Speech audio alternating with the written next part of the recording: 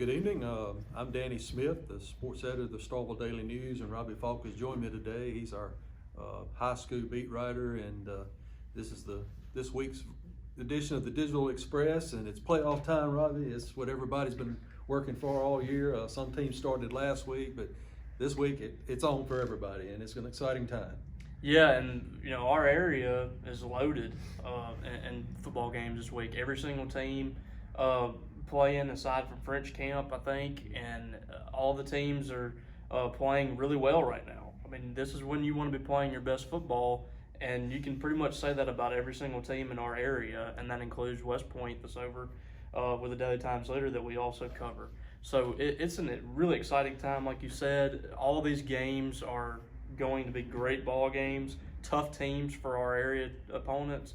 So it's really going to be a fun Friday night, and you mix in Mississippi State women's basketball going on campus, Alabama game going on Saturday, and football. It's going to be a pretty exciting weekend for this area. Yeah, well, the weather may be cold, but the roads are going to be hot and heavy with people on it trying to get to all these games, and the action will be too. And we've got some matchups. Strawville is playing Horn Lake, and Strawville Academy is playing at Adams County Christian on a long road trip, and they're two teams that eliminated the two Strawville teams last year, so a little bit of revenge factor for both of those games. Yeah, I promise you both of those teams want to win those games for more reasons than just the fact that they can move to the next round. And for Starkville Academy, this has just been an unprecedented run for them. Whether they win on Friday night or not is irrelevant for what they've been able to do. Coach Chase Nicholson, kind of a rebuilding year for them. They've been able to go on the road for 2 road games and beat 2 really good quality teams in games that were exciting. I mean, you go from being down 23-0 or 30-7 like they were in the second half, come back and win that ball game at Mag Heights. And last week they go to Lamar, a team that beat them by 4 touchdowns the first time they played. They go there and beat them. I'm not counting this team out, Danny. I saw this Adams County.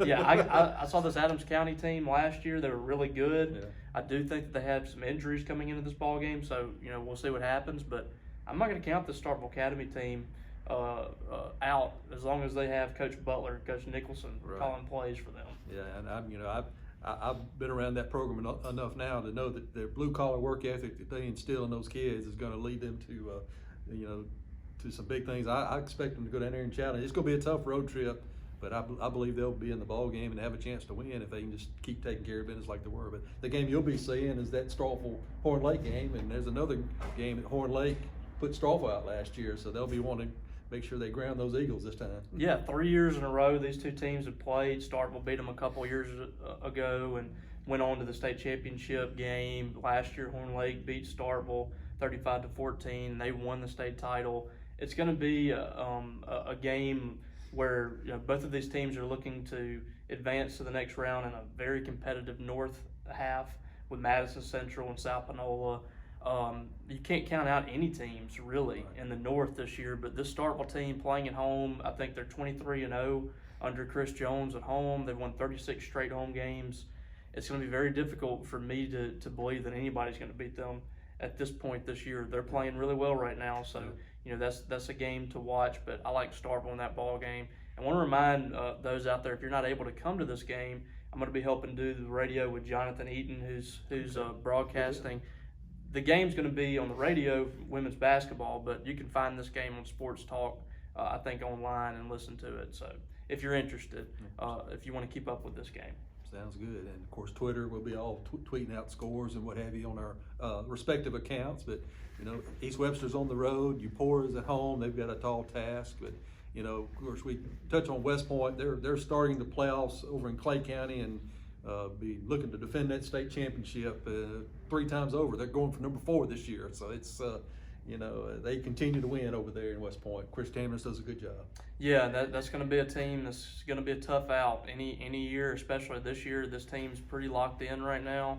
It's their trophy to lose. I mean, they've won it 3 years in a row. Until somebody else can knock them off that crown, it's going to be tough to beat West Point. And they'd love to go back to Hattiesburg again this year. They had a good time last year. Yeah, and of course, that's the high school part of what we've got going on this weekend. But of course, Mississippi State has a big challenge most folks do with Alabama, and you know, even though LSU beat the Crimson Tide last week, I'm sure they're going to be loaded for bear to come over here to get on the winning streak again. For Nick Saban is certainly not going to let them look past the Bulldogs. No, I mean, this is probably Alabama's weakest defense they've had in years, but the offense is so good. They're averaging 48 points a game. You know, they put up 40 plus against LSU last week, over 500 yards. It's really hard to overcome that if you're a team like Mississippi State that just doesn't have the defensive capabilities of getting off the field. A lot of times in this kind of game, that's what they're going to have to do. They're going to have to get some turnovers in this ball game, which they've done really well. That's one of the things they've done really well is get turnovers. They're going to have to get a lot of those. You know, we don't know if Tua's going to play or what his extent of his injury is, but they got enough weapons out there that they can probably get by without having him at quarterback. And like I said, the defense is struggled by Nick Saban's I guess terms. They've struggled, but they still have 4 and 5 stars across the board defensively, and they're going to be tough. But State can't turn the ball over. They got to get turnovers, and they're going to have to convert on those third downs. They're going to have to get 6 or 7 yards on first and second down and set up third and medium situations and things like that. Things just have to fall perfectly for Mississippi State in this game, and this Alabama team is going to be really upset after this past week. So, we'll see what happens, but I like Alabama pretty heavily in this one. Yeah, of course they have Raekwon Davis, who's a Meridian, Mississippi guy, and he's a big man on that defensive line. So, but I think one of the things is the quarterback situation. Not knowing really who's going to start on either side, because it could be either Schrader or Stevens for Mississippi State. So it's going to be interesting to see exactly how those storylines play out and across the board, high school, college, a lot of good things to talk about and see this weekend. And we'll be there to bring you all the details of how the games turn out. But this is this week's edition of the Digital Express. I'm Danny Smith, and Robbie Faulk has joined me today, and we'll wrap it up. We'll see you next week.